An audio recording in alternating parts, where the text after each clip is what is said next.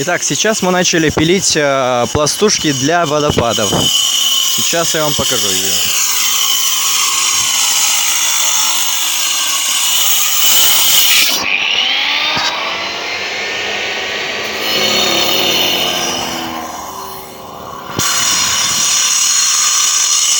Довольно пыльная работа.